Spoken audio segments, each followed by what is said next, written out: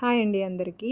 ఇగోండి నేనైతే ఈ సంకష్టహర చతుర్థి రోజు ముడుపునైతే ఇలా కట్టుకున్నానండి. ఒక ఎర్రని బట్ట తీసుకొని దానిపైన పసుపు, కుంకుమ, 2 అక్షింతలు వేసుకున్నాను. అలాగే చిన్న గుప్పెడుతో 3 గుప్పెళ్ళ బియ్యం అయితే వేసుకున్నానండి. ఎందుకు తక్కువ వేసుకున్నానంటే ప్రసాదం తినేవాళ్ళు ఉంటే ఎక్కువ చేసుకోవచ్చండి. ఇంట్లో తినని వాళ్ళు ఉంటే ఇలా కొంచెం వేసుకోవచ్చు, వేస్ట్ చేయకుండా అనమాట. ఇంకా అలాగే 2 తమలపాకులు, 2 వక్కలు, 2 ఖర్జూరాలు, 2 యాలక్కాయలు, 21 రూపాయి దక్షిణ, అలాగే స్వామివారికి ఎంతో ఇష్టమైన గరకపూస వీటినైతే వేసుకొని ఎవరితోని మాట్లాడకుండా మన మనసులో కోరిక ఏదైతే ఉందో అది స్వామివారికి చెప్పుకుంటూ ఈ ముడుపు అయితే కట్టాలండి. ఆ టైంలో ఎవరు పిలిచినా సరే పలకూడదు. ముడుపు కట్టడం పూర్తయినంత వరకు కూడా ఇంకా స్వామివారి దగ్గర పెట్టి 2 అక్షంతలు పువ్వులు వేసి దండం పెట్టుకోవాలి. వీటిని సాయంత్రం ఎప్పదీసి మళ్ళీ ప్రసాదం కింద తయారు చేసి స్వామికి నివేదన చేయాలండి.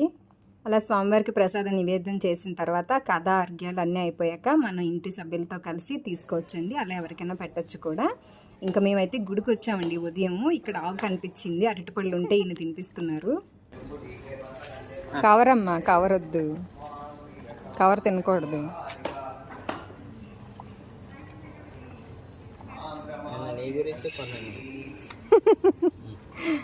కదా. ఏది ఎవరికి ప్రాప్తో తేత కవర్ ఇచ్చి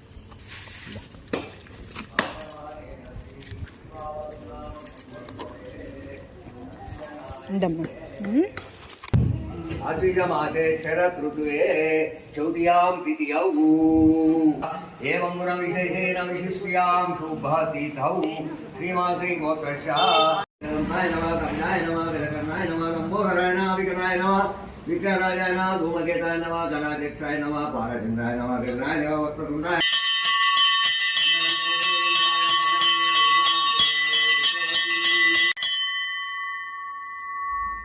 అమ్మాయి గారు పెట్టేసి అందరు తీసుకోండి హారతి.